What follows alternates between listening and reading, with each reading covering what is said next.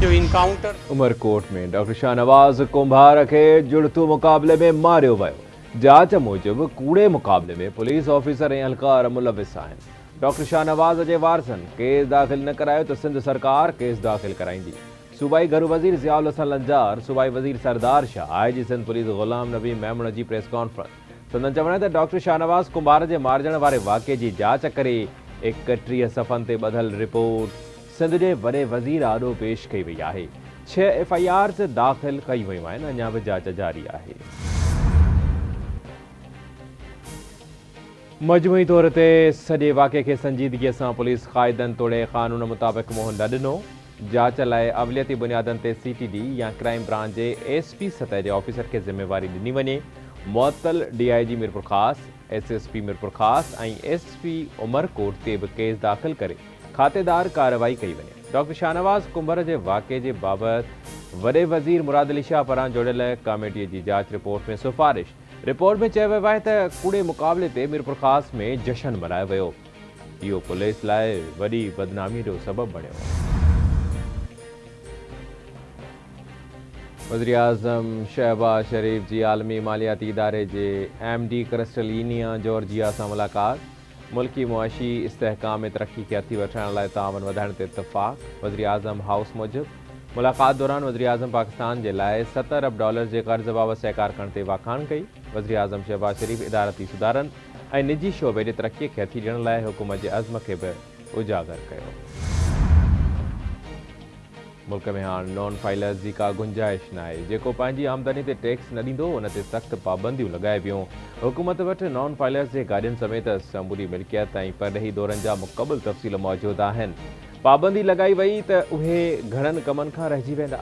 नाणे वारे वफ़ाक़ी वज़ीर मोहम्मद औरंगज़ेब जो बयानु चवे थो IMF $70 अरब कर्ज़ जी मंज़ूरी ॾिनी आहे। इन पैकेज खे आख़िरी प्रोग्राम करणो आहे त मुआशी सुधारा आणणा पवंदा। इन खां सवाइ हुकूमत वटि को बि रस्तो न आहे। मुआशी सुधारनि जे लाइ मुख़्तलिफ़ शोबनि खे टैक्स नेट में आणणो पवंदो। वज़ीर आज़म शहबाज शरीफ़ सां यूरोपी कमीशन जी सदर अर्सला वान डर लेयन जी मुलाक़ात। ॿिन्ही अॻवाननि ॿितरफ़े नातनि, इलाक़ाई ऐं आलमी मामलनि बाबति ख़्यालनि जी ॾेवट कई। वज़ीर आज़म पारां अर्सला वान खे यूरोपी कमीशन जी ॿीहर सदर चूंडण ते वाधायो।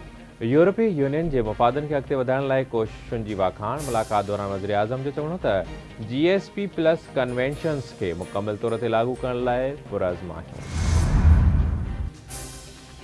Pakistan Tehreek Insaf practice and procedure ordinance खे सुप्रीम कोर्ट में चैलेंज करे छॾियो। प्रैक्टिस एंड प्रोसीजर ऑर्डिनेंस खे गैर आइनी करार ॾिनो वञे। उन सां गॾु ऑर्डिनेंस खां पोइ प्रैक्टिस प्रोसीजर कमेटी जे समूरनि फ़ैसिलनि खे बि कलअदम कयो वञे। PTI चेयरमैन बैरिस्टर गोहर पारां सुप्रीम कोर्ट में दाख़िल करायल आइनी दरख़्वास्त में मौक़फ़। दरख़्वास्त में जणायो वियो आहे त ॿुधणीअ ताईं प्रैक्टिस एंड प्रोसीजर जे नए कमेटी खे कम खां रोके पुरानी कमेटी खे इजाज़त ॾिनी वञे। पीपुल्स पार्टी का मुतालबा था कि कॉन्स्टिट्यूशनल कोर्ट्स बनाई जाएं। कोई इदारा आसमान से नहीं उतरा। अगर एक इदारा सुप्रीम है और एक इदारा आसमान से उतरा है तो वो है पार्लियामेंट। इस मुल्क में कानून बनाने का इख्तियार पूरी दुनिया के हर मौजूद मुल्क में वो पार्लियामेंट के पास होता है। पीपुल्स पार्टी ने पहले ही कहा है जी कि हम किसी पर्सन स्पेसिफिक लॉ की सपोर्ट नहीं करते, हम सिस्टम की बेहतरी के लॉ की सपोर्ट करते हैं। पीपुल्स पार्टी ने सबसे ज्यादा जुल्म सहे, उसके बावजूद कभी जुडिशरी को जो है वो कोई धमकियां नहीं दिया, उसमें कोई हमले नहीं किए या जुडिशरी की लड़ाई नहीं किया। कोई भी जज आ जाए, कोई भी चीफ जस्टिस आ जाए, हमें कोई फर्क नहीं पड़ता। इफ्तिखार चौधरी और साकिब निसार इस मुल्क के अदालती निज़ाम पर बदनुमा दाग हैं। इफ्तिखार चौधरी और साकिब निसार के तमाम मरातें जो रिटायरमेंट के बाद उनको मिलती हैं वो वापस ली जाएं और इनको साबिका जस्टिस भी नहीं कहा जाए। मुल्क में अवाम खे तकिड़ो इंसाफ़ मिलणु घुरिजे। आइनी अदालतुनि ज़रिए अवाम खे तकिड़ो इंसाफ़ मिलंदो आहे। मुल्क खे आइन ॾींदड़ शहीद ज़ुल्फ़िकार अली भुट्टो जो अदालती क़त्ल थियो। शहीद ज़ुल्फ़िकार अली जो अदालती क़त्ल करे मुल्की तरक्कीअ जे रस्ते खे रोकियो वियो। शहीद राणीअ जो मुतालबो हो त आइनी अदालतूं ठाहियूं वञनि। पीपुल्स पार्टी हमेशह आइनी अदालतुनि जी हिमायत कंदी रहंदी आहे। पीपुल्स पार्टी अदालती सुधारा चाहे थी। मिसाक जमहूरियत में तय थियो हो त आइनी अदालतूं ठाहियूं वञनि। अदलिया खे तक़सीम करण जी कोशिश कई पई वञे। सीनियर सूबाई वज़ीर शर्जील नाम अहमद जूं कराची में मीडिया सां ॻाल्हियूं। चयाईं हिन मुल्क में को बि इदारो आसमान तां नाहे लथो। पार्लियामेंट ई वॾो इदारो आहे। पार्लियामेंट खां वधीक को बि इदारो नाहे। उते क़ानून ऐं आइन ठहंदो आहे। मुल्क में क़ानून ठाहिण जो अख़्तियार रुगो पार्लियामेंट वटि आहे। मुतालबो आहे त इफ्तिखार चौधरी ऐं साकिब निसार खां मराइतूं वापसि वरितियूं वञनि। को बि चीफ जस्टिस अचे, असांखे को बि फ़र्क़ु नथो पवे। पीपल्स पार्टी अदलिया खे ग़लति नाहे ॻाल्हायो, जजिस ऐं सुप्रीम कोर्ट ते हमिलो नाहे कयो। बानी PTI केतिराई भेरा अदलिया ऐं जजिस खे धमकियूं ॾिनियूं। मुतालबो आहे त इफ्तिखार चौधरी ऐं साकिब निसार खे चीफ जस्टिस बि न चयो वञे। जम्मू कश्मीर जो तकरार आलमी अमन लाइ ख़तरो करार। वज़ीर आज़म शहबाज शरीफ़ जी बैरूत में बमबारी जी मज़म्मत। कश्मीर मामले ते सलामती काउंसिल जे ठहराव ते अमल दरामद थियणु घुरिजे। जम्मू कश्मीर जो मसइलो हल न थियण सबबि ख़िते जे अमन खे ख़तरो आहे। वज़ीर आज़म शहबाज शरीफ़ जो सलामती काउंसिल जे मुबाहिसे लीडरशिप फॉर पीस खे ख़िताब। चयाईं इसराइल खे संदसि जंगी ॾोहनि जो जवाबु ॾियणो पवंदो। तकरारनि खे हल न करण सां असांजो मुस्तक़बिल ऊंधाउ थी सघे थो। मुतबादिल तवानाई जी नुमाइश मुल्की हालतुनि जे हवाले सां अहम आहे। हिन वक़्तु मुल्क जो सभ खां वॾो मसइलो तवानाई आहे। तवानाई मुल्क जो सभ खां वॾो ऐं पुराणो मसइलो आहे। ज़राअत वारे मसइले जो हल ट्यूबवेल्स आहिनि। नुमाइश में 20% मक़ामी ऐं 80% परॾेही कंपनीज़ स्टॉल्स लॻाया आहिनि। परॾेही सीड़पकारी अचण सां मुल्की मैशत खे अथी मिले थी। परॾेह मां माण्हू अचनि था त सियाहत में बि इज़ाफ़ो थिए थो। सीनियर सूबाई वज़ीर शर्जील इनाम महमूद जूं कराची में मीडिया सां ॻाल्हियूं।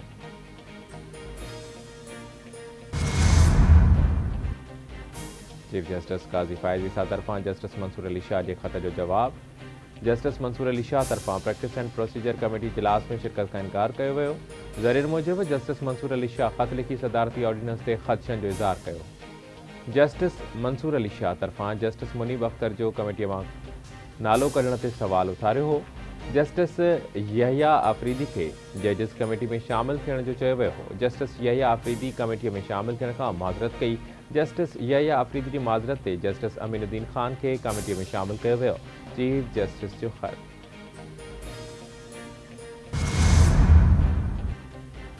उत्तर वज़ीरिस्तान में सिक्योरिटी फोर्सेस जो ऑपरेशन 8 दहशतगर्द मारिजी विया। ऑपरेशन उत्तर वज़ीरिस्तान जे इलाइक़े रज़मक में कयो वियो। ISPR मूजिबि ऑपरेशन दौरान 8 ख़ारिजी दहशतगर्द मारिजी विया।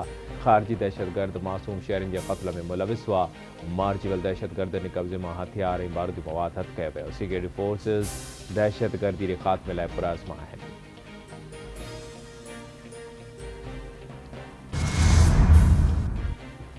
वज़ीर आज़म शहबाज शरीफ़ जी फ़लस्तीन जे सदर महमूद अब्बास सां मुलाक़ात। ग़ज़ा जी सूरत हाल ऐं ॿियनि मामलनि ते ॻाल्हियूं।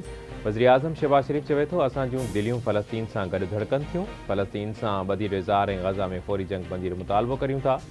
इसराइल फ़लस्तीनी अवाम ते ज़ुल्म जी इंतिहा कई आहे। फ़लस्तीनियुनि जी नस्लकुशी ऐं बर्बरियत जी मज़म्मत करियूं था। इसराइल खे फ़लस्तीन मथां थींदड़ ज़ुल्म खे रोकणो पवंदो। पीपल्स पार्टी ऐं बिलावल भुट्टो ज़रदारी आइन में तरमीम करणु चाहिनि था। अरिड़हीं तरमीम लाइ पीपल्स पार्टी जो किरदारु अहम रहियो। मुल्क में आइन में तरमीम जूं ख़बरूं हलनि पियूं। जॾहिं बि अहिड़ी ॻाल्हि थींदी आहे त पीपल्स पार्टी खां सवाल थींदा आहिनि। अॼु असां 26वीं आइनी तरमीम ते ॻाल्हि करे रहिया आहियूं। पीपल्स पार्टी हमेशह ॻाल्हि ॿोल जो रस्तो अख़्तियार कयो आहे। अरिड़हीं तरमीम में बि पार्लियामेंट खे अख़्तियार मिलिया। आमरियत जे दौर में पीपल्स पार्टी हमेशह आवाम जी ॻाल्हि कई।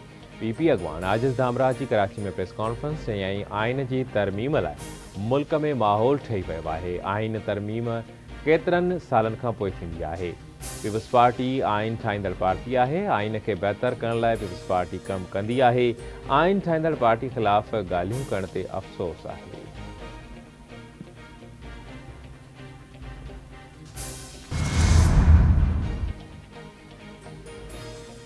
हुकूमत तरफ़ां पेट्रोलियम शयुनि जी क़ीमतनि में घटिताई जो इम्कान। पेट्रोल जी क़ीमत में 1 रुपयो या बरक़रार रखण जो इम्कान। डीज़ल जी क़ीमत में 3 रुपया घटिताई जो इम्कान। पेट्रोलियम शयुनि में घटिताई जो ऐलान 30 सेप्टेम्बर ते कयो वेंदो।